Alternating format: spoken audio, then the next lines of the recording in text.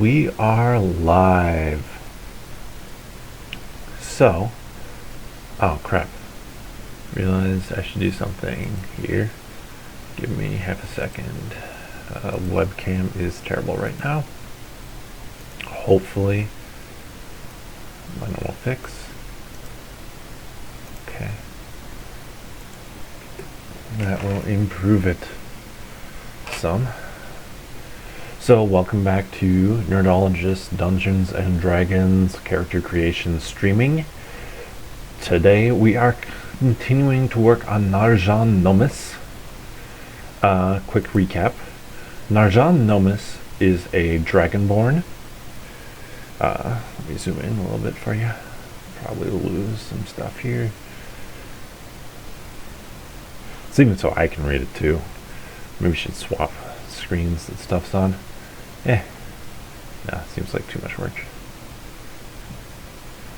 He's a strong man, kind of muscle for the Zavolian troop.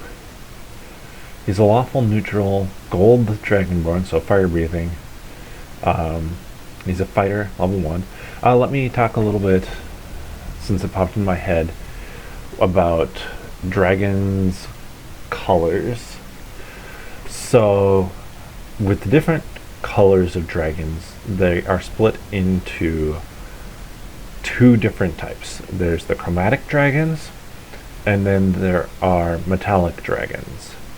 In the worlds of Dungeons and Dragons, the metallic dragons are generally good. I don't think it's necessarily a hard and fast rule, but generally good. And sorry, I have a little fluff ball right here, big fluff ball actually. And the metallic dragons are generally bad. I think actually I can say both of those without any question, that gold metallic dragons good, red chromatic dragons bad. However, there is the question that then arises: why don't the metallic dragons just always come in and save the day? Because they live for a freaking long time. I have with me here, I wasn't planning on this, but I have the book, so just look it up right now. Like an ancient brass dragon. Don't give me an age on them, that's a shame. White dragon.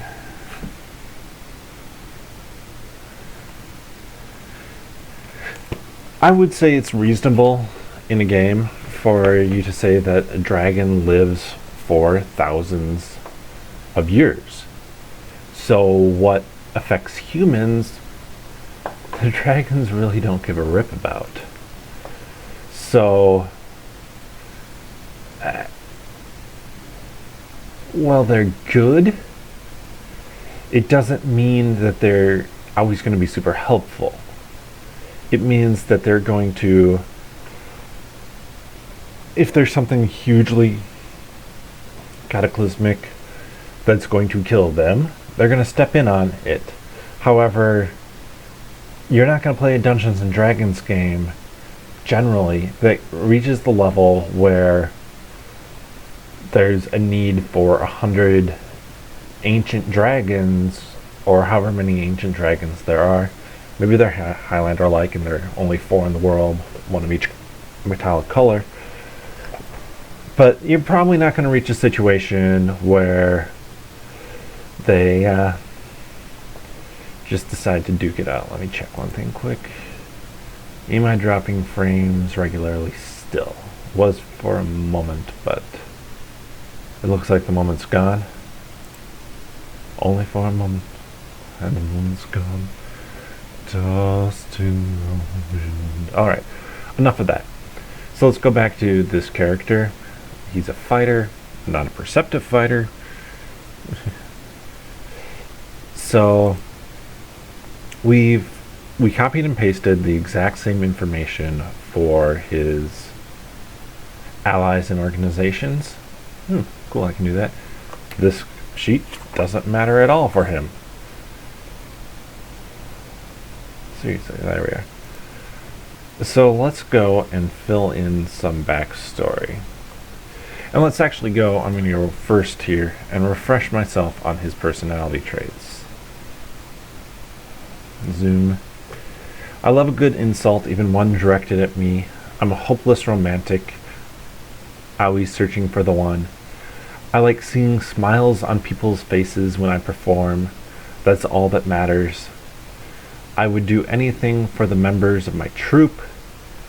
And I'm a sucker for a pretty face.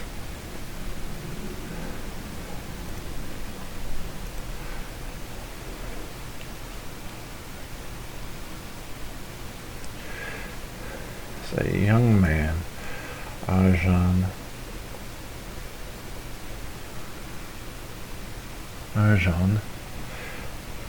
Met the Dragonborn of his dreams. They hit it off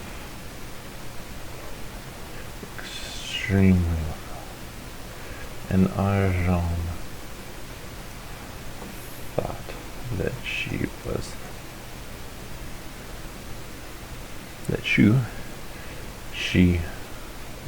the one.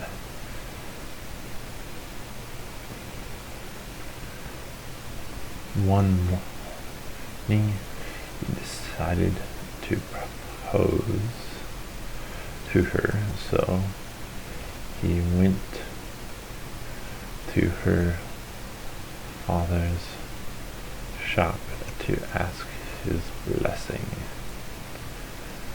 Unfortunately, Arjan's father was the town drunk, and the Dragonborns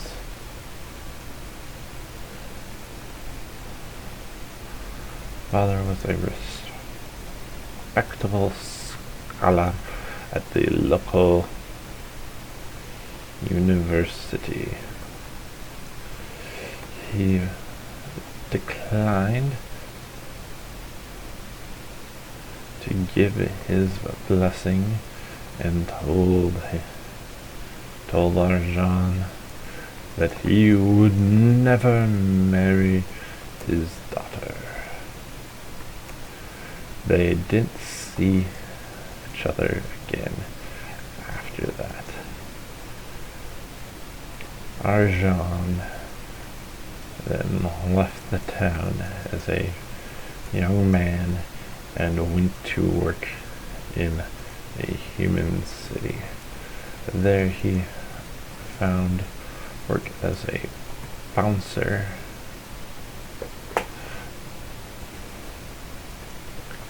He tried to get a few relationships. That's weird wording. Let's correct it to what it should be. He found himself in a few more romantic relationships, but none of them felt as real as the one he had before. Traveling home to visit his family, he found out that his love had married.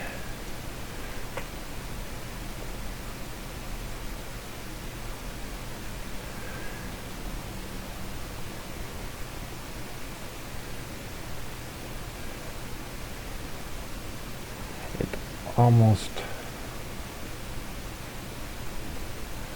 broke his heart, but he promised himself that day that he wouldn't fall in love until he found the right one.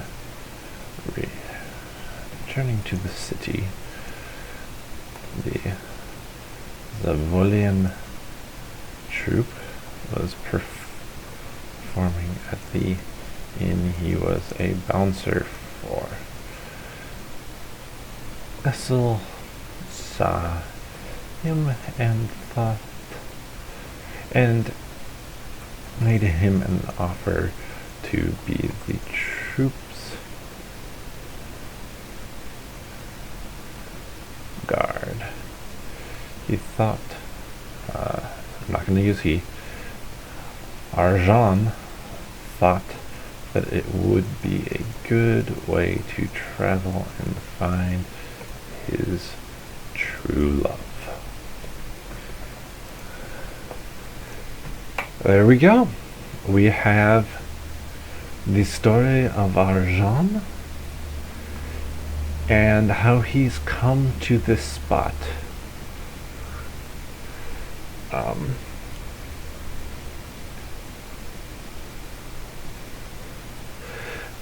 I'm kind of enjoying,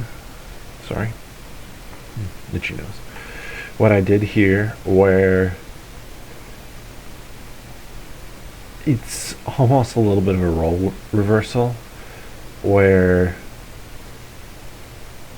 Evelyn is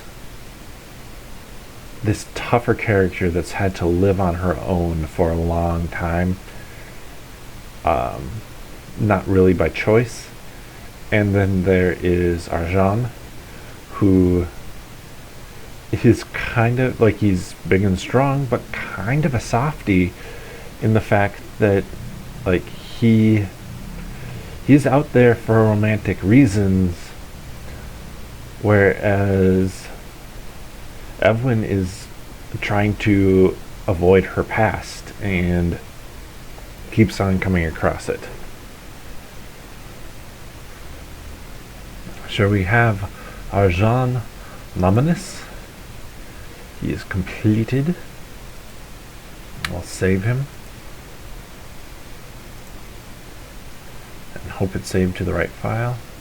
Let's flip over here. No, wrong one. This one. Let's open this bad boy up again. Blank.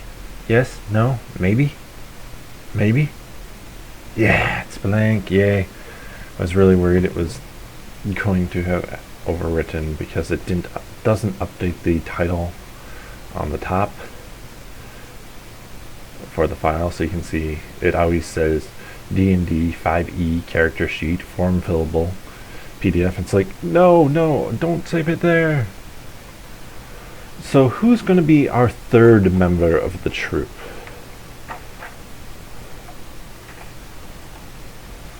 We're going to go with a half-elf. The reason for going with a half-elf in this case is that I think it makes for the best. It makes for a really easy story option as to why, because thus far everybody's kind of run away to the circus, for lack of a better term. For some reason, run off to join the circus, yeah. For some reason or other. I mean, technically, Essel is the one who has pulled them all in, but a half-elf is really interesting in the fact that depending on the society where they grow up, they might feel like they're constantly an outcast. As a half-elf, they're not going to live as long as an elf. Is Elven society really going to accept them when they know that they're going to die so much younger? I mean, age, they can live up to be 180 years, and this one's going to be 35. But, I mean, it's...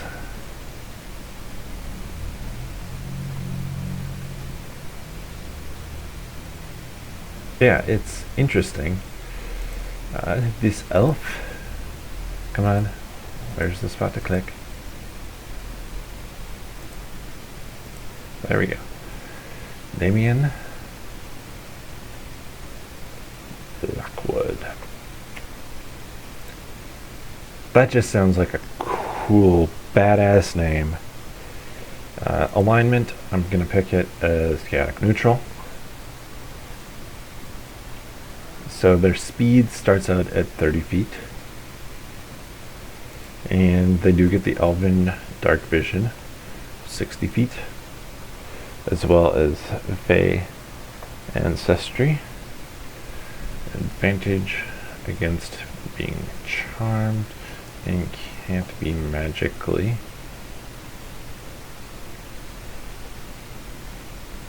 put to sleep. I'm going to double check this right now to verify that we're not dropping a whole lot more frames. I mean, we dropped a few more during this time, but I kind of expect to drop a few more. As it goes, this computer is not necessarily made for streaming. It's just that this isn't necessarily keeping up with the speed that I'm typing at, so I'm wondering if it's trying to pull in some sort of update, which is really annoying.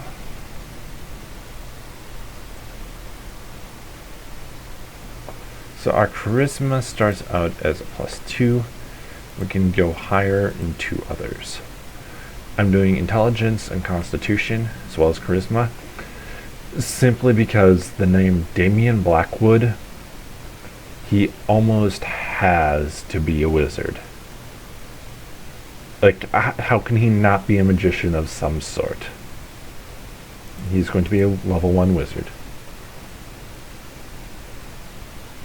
It is ridiculous for him not to be a wizard, so we're not even going to pretend like it's an option for him to not be a wizard.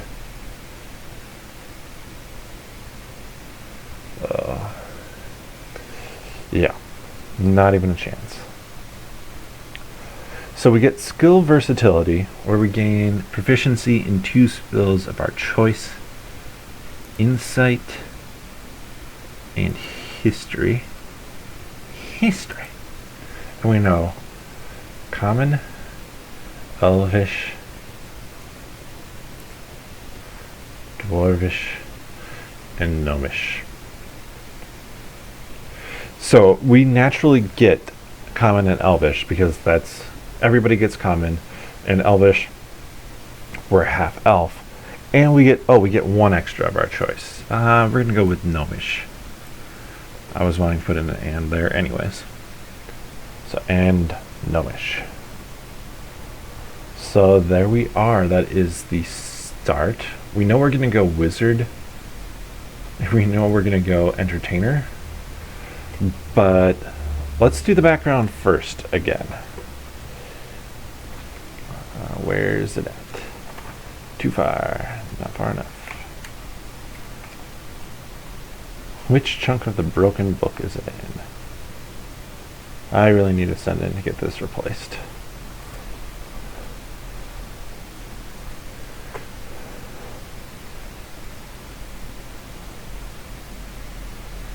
So we have actor, dancer, fire eater, jester, juggler, instrumentalist, poet, singer, storyteller, tumbler. We're not going to do any of those. And he's an illusionist con man.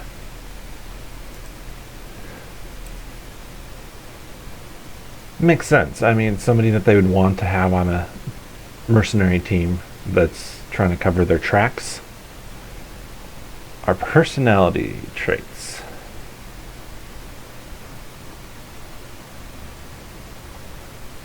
Nobody stays angry at me or around me for long. Followed by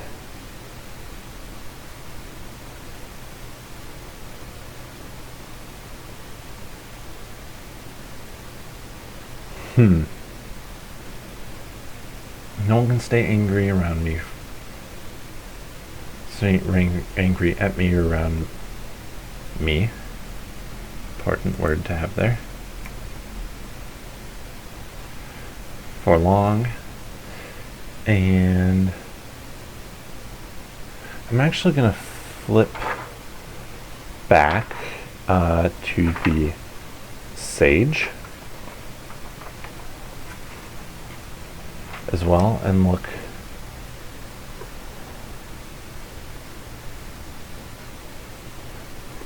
There's nothing I love more than a good mystery. He seems like you would have some of that almost sage-like quality to him, since he's a wizard. He's very learned.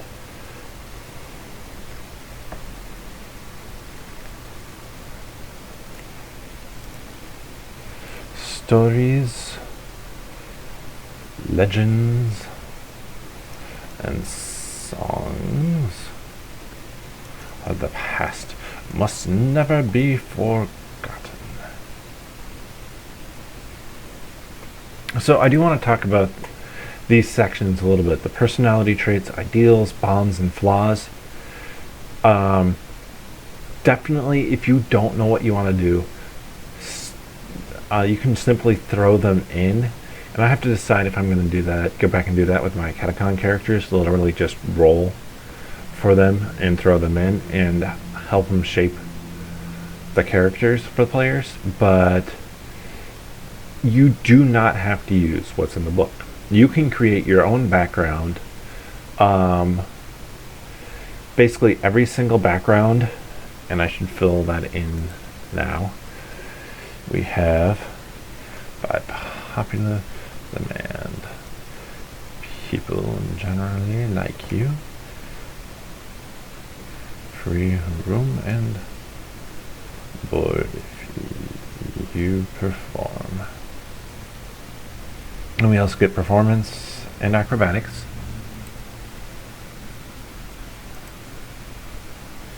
As well as he's going to know how to play a lute. He has a letter from a prestigious. I do not think that's right. Google, tell me how it's spelled.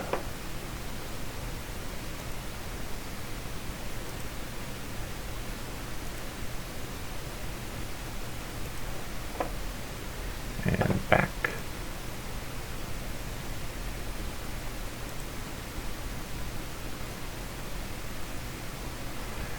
From a prestigious wizarding school. Instead of that favor from an admirer, he has a costume. He has that instead. He's proficient now with a disguise kit and loot. So let's go finish off these ideals, bonds, and flaws. So I got distracted. You can definitely make these up, and you can definitely make up your own backgrounds. Also, as the game goes along, these things can change. They shouldn't be changing seemingly every other week. But if you've been playing and in game time, it's been 6 months, something can certainly have changed. Sorry, that was a yawn. Just I had to go for it. And certain things, especially like a bond,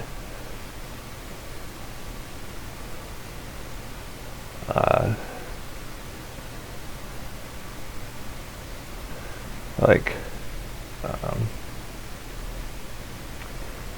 and this is one that I think I'm going to change.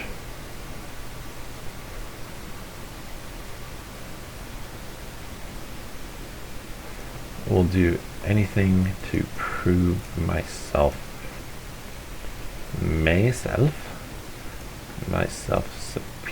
superior to both elves and humans. It's originally for a hated rival, but I'm changing it up. Now, for an example, if Arjan finds his lady love, that bond's going to change for him. Like, if I flip back here,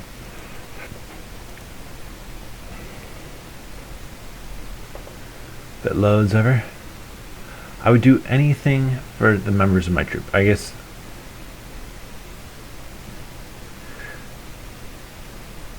like if he finds the one, that personality trait is going to go away. Like, it's not going to be a personality trait for him anymore. So these things change over time. Sometimes, like, the flaw for this guy is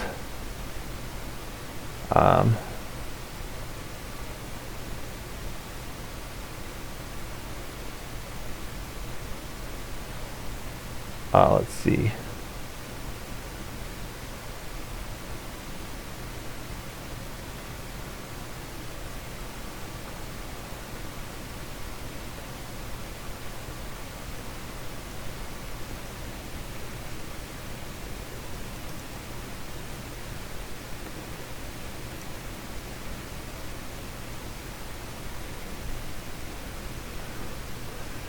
Now, this is still open enough, but say my bonds is I will do anything to get my daughter back from where she was captured or something like that as a bond. Or my flaw is my drinking gets in the way of certain things. It's really possible that at some point in time your character may stop drinking for some reason. He might be like, this has messed me up, I will never do it again. That's no longer his flaw, so you have to come up with a different flaw. Or the bond of, like, getting the daughter back. The second he gets the daughter back, what is his bond? What's going to continue keeping him adventuring? So you have to come up with some reason for that. And I have heard of in D&D games where, like, somebody's character was strictly driven by revenge, like so much by so that built any relationships over time. I think we're dropping a bunch of frames. Shitballs, shitballs, shitballs, shitballs. Alright, we might be back now. Sorry about that, we just dropped a chunk of frames, it looks like.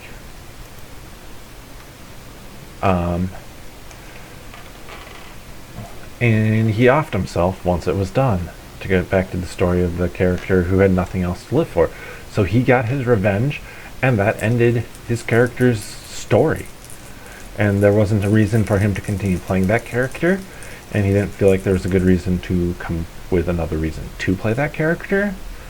And that's a valid thing to do, but often players will get more attached to their character, and even though it's a logical reason, it might be a logical ending point. Like, this character had nothing left to live for. Like, I think this person killed his wife and daughter or something like that, so he came, got revenge, and didn't feel like he had anybody left in the world, so offed himself.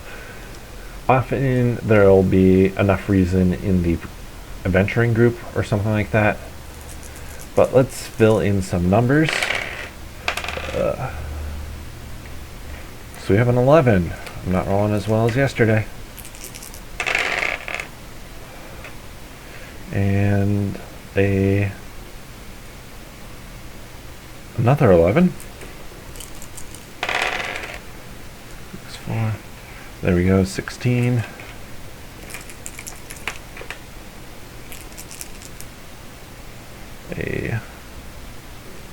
Another 16.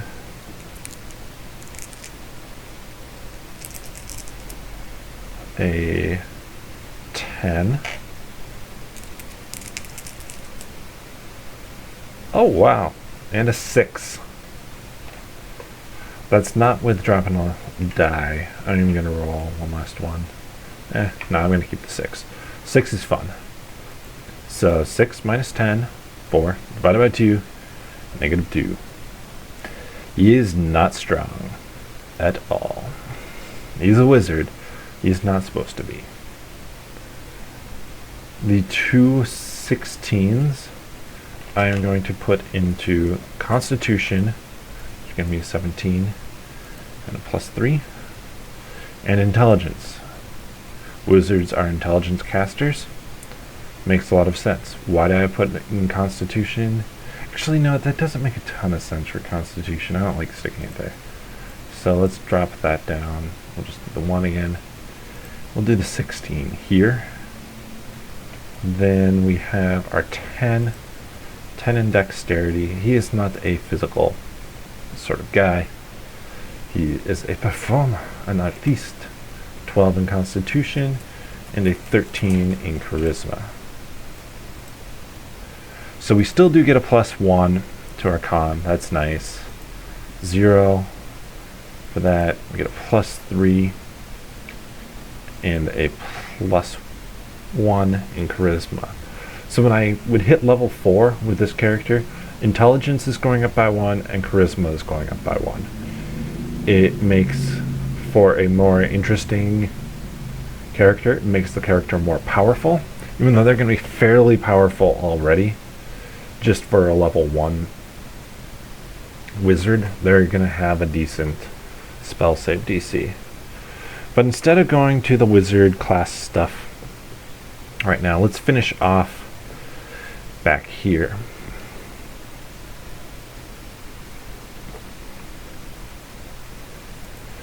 Eyes, dark brown. Skin is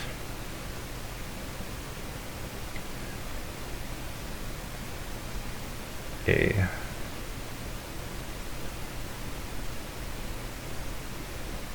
dark tan. Hair is long and black. More description than some other time. But let's figure out how tall he actually is. So he starts at 4'9" +5, so that takes us to 5'2". +3, he is 5'5". I feel like that's a decent height for him to be. And then we roll 2d4. So 4. So 7 times 8 is 56. And he's 166 pounds. This would really make him stand out a lot. He is not super tall. I technically rolled 1 below average, so 5'6" is the average half-elf's height.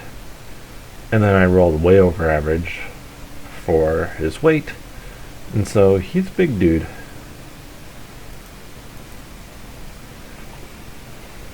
Damian Blackwood. So now let's go forward here and fill in some information from being a wizard. One more time, that should be good. There we are.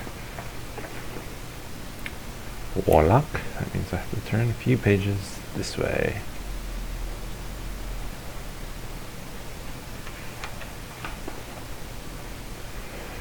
As a wizard, his hit points are based off of a d6. He has 7 to start out with. Wizards and sorcerers are definitely the squishiest. And my guess is his saving throws are intelligence and wisdom. No surprise there. It's a good thing for him that strength saving throws are not common. Let's zoom in one more time. Dex is a... come on, buddy. 0 +1 for con. Intelligence is a +5. Super rare, so it doesn't help him a lot. +5 for wisdom. Very common. Helps him a fair amount. There we are. We can fill in these numbers now too. +2 to his acrobatics. +5 to history. And a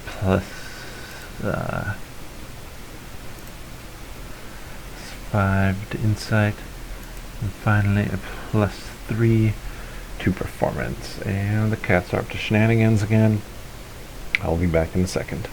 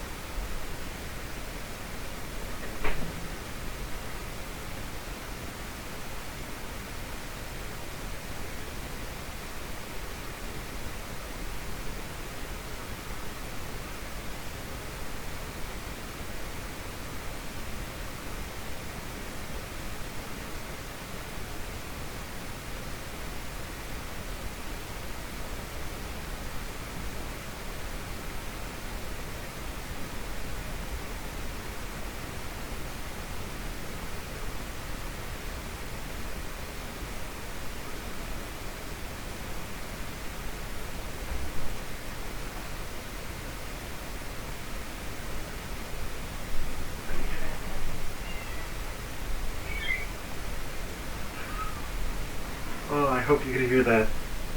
I hope that was audible. I am back with the Shenanicat. Shenanicat. Today it is Bitty, the Master Slinker.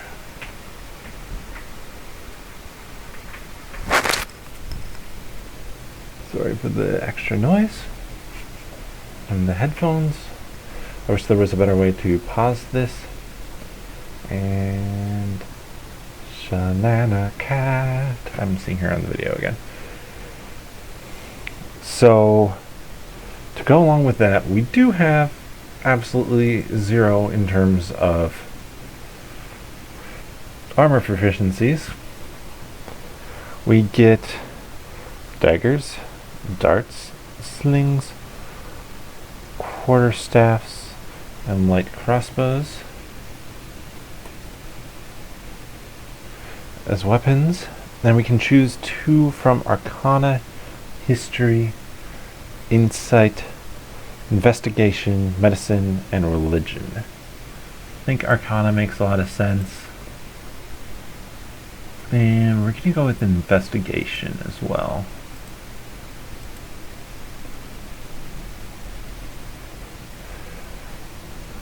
So, at first level, let's see. At first level, we know 3 cantrips and 6 first level spells. And I mean, really, I'm going to just double check. So I'm going to write in our Arcane Recovery first. Ernie, stop that. Arcane Recovery. That allows us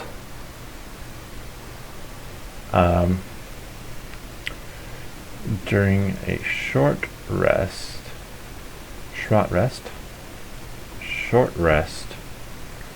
once per day, we can regain a first level spell slot. Simple. That means I can hop back to here and put in the information that is needed, maybe.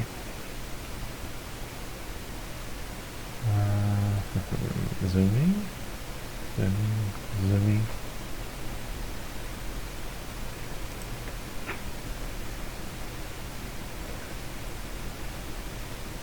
Something is definitely running in the background.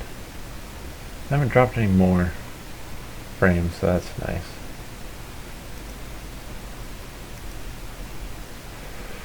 So, Wizard. We have 2 spell slots. We know 6 first level spells. Intelligence.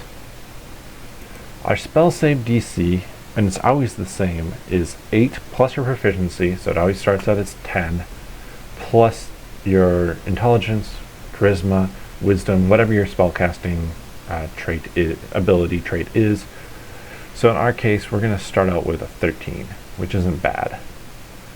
And our attack bonus is a 5.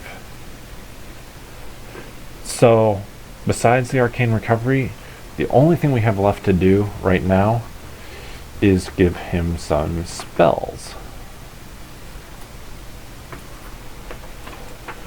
So we know 3 cantrips.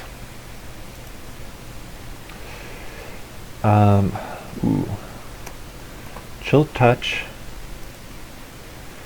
Dancing Lights, Minor Illusion. I really like Chill Touch. It just makes so much sense for him, but it's not a ranged spell. Ray of Frost would be better, but we're going to leave it that way. He is going to be interesting in combat, not necessarily the most useful combat character. So we have Burning Hands. I like that as a spell for him. He's up close and personal magician, illusionist. Disguise Self, super obvious.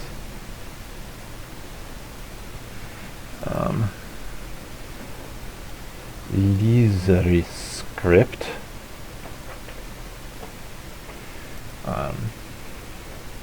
Unseen Servant. You can kind of tell the theme that I'm going for here. Ernie!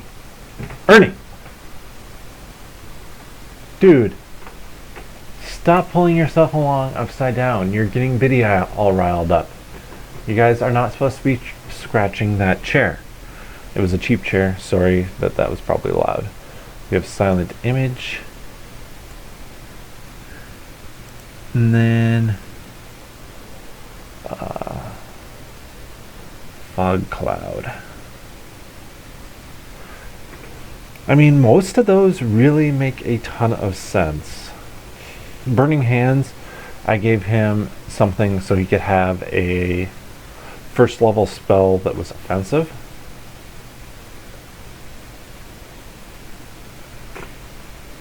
Ernie. Yeah, he's just full of beans right now.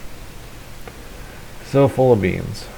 But most of what he does generally is provide a distraction. Like, let's just look up one of these right now. I'm curious because I don't know what it is actually. But it has illusion in the title, so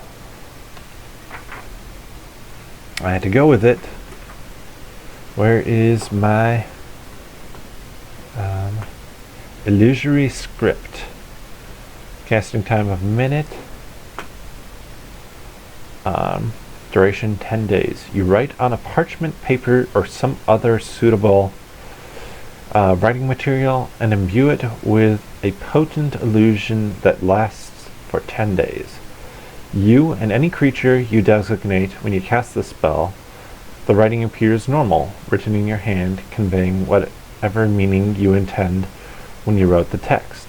To all others, the writing appears as if it was written by an unknown or magical script, written in an unknown or magical script that is unintelligible. Alternatively, you can cause the writing to appear to be an entirely different message, written in a different hand and language, though the language must be one you know. Should the spell be dispelled, the original script and the illusion both disappear. A creature with true sight can read the hidden message. How flippin' perfect is that for somebody in this line of work? He can... Yeah, there's just so much they can do with that in a game. Especially in a game that is built around being a mercenary. That is just so ideal. But anyways, we have one last thing to do. Our dear old mage, somewhere, along here. How come it always opens there when I... Oh, that's why it always opens there. Because that's literally where there's a break in the page. Let's see how much money our wizard has. And then tomorrow I can come back and fill out his backstory. And then I'm going to do one last character for the troop. Another female character of some race that I don't know who she's going to be yet. Now, they're definitely, in a troop like this, for somebody that is as famous as this group seems to be, they're probably have more people, which is really handy because we can then split them off from the larger group at some point in time if we want.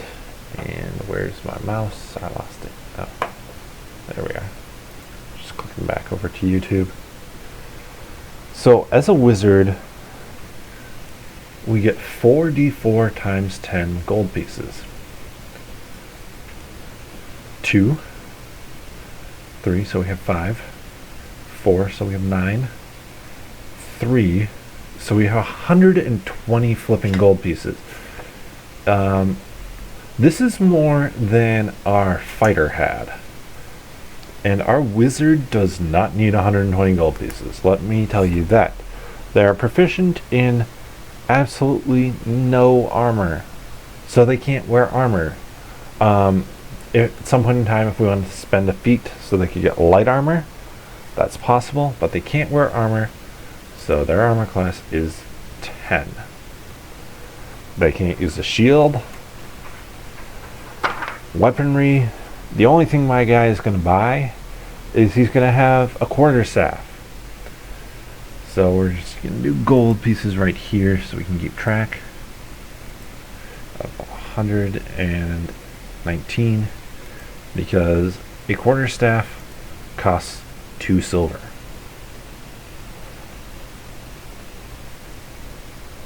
However, he has a spell book. That's naturally gonna take up 50 of his gold pieces. So 119 minus 50, 50 plus 19 is 69. 69. He's not buying anything else. Oh wait, he is. So the dumb thing about him having a quarterstaff is a quarterstaff. It's versatile. You can use it in 2 hands, but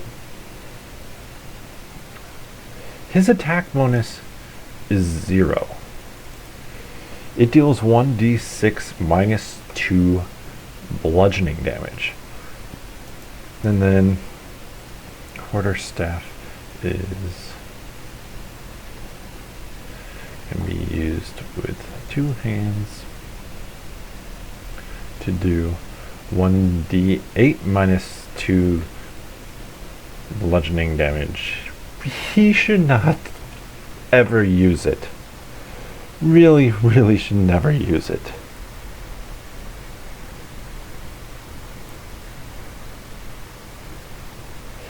He is going to have an entertainer's pack. And that's where most of his money is going to go, because that's another 40 gold pieces. The reason for that being 40 gold pieces is, so in an explorer's pack, you get a backpack, a bedroll, mess kit, tinderbox, some torches, some rations, a water skin, and 50 feet of rope. In an entertainer's pack, you get a backpack, a bedroll, some costumes, candles, some rations, a water skin, and a disguise kit. That is where it's really expensive.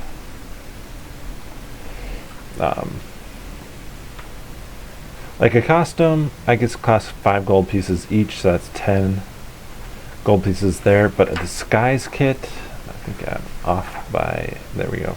Should have it. Maybe? I'm not sure where you can buy the disguise. Oh, there we go. Disguise kit is 25 gold pieces. So that's what makes it expensive.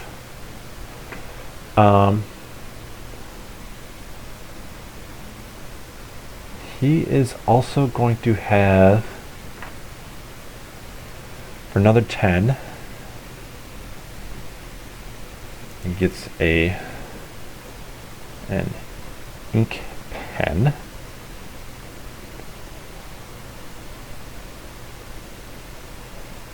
And then 4 blank sheets of paper. Why 4? That just uses up all his silver pieces. And finally, somewhere... Oh, an ink pen costs way less than that. So that was ink. And then he also has an ink pen. So for ink, we drop this down to 18. This is at 9, and this is at 8. It's something that a wizard needs, really does need. And let's see, anything else that would make sense for him to be carrying around. I'm using his quarterstaff as his staff, wizardly staff. He has his spell book.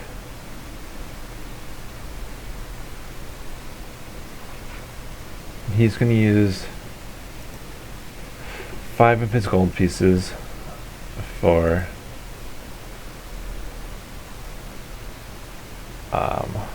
where is it?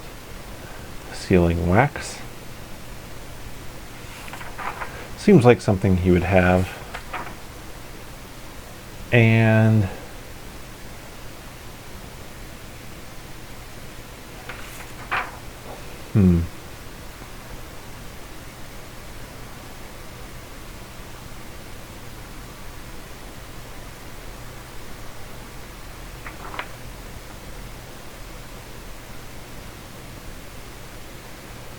he's also going to get a component pouch.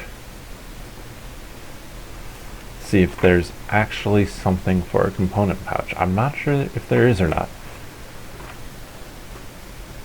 Component pouch is 25 gold pieces. We're gonna just zero out his money and call it good. So, let's see. Our passive perception is a solid 13.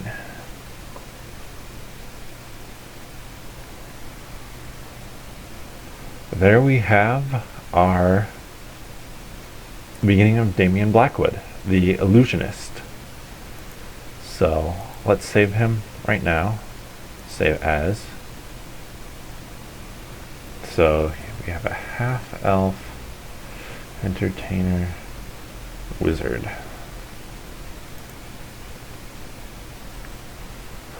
I probably should have made some of these guys a little bit stealthier, but I like the diversity, and I think the last character I'm going to build is going to be female of some sort. Haven't picked the race yet, but it's going to be a rogue. Helps a lot with sneaking around. You would have 2 very sneaky characters with the dancer, Edwin, and this future rogue. So I will come back and do backstory tomorrow. I want to thank everybody for watching, who is watching, and thank you future people for watching. With that, peace.